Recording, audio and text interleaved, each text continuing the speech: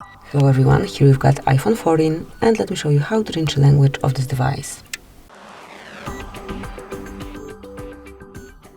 So first of all, you need to reach settings, then find and select general, and now click on language and region.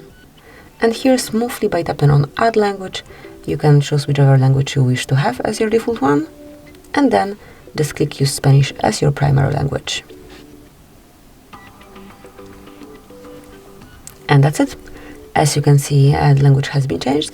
And then if you wish to manage it again, you can smoothly slide with languages right here. And the one that is at the top of the list would be a default one. And also you can remove some language from this top panel by tapping on edit and mark minus. Tap on eliminar, which is for delete. Then click on OK and click on continue. And now we are back in English, but obviously you can choose any other language you wish to have. So that will be all. Thank you for watching. Please subscribe our channel and leave the thumbs up.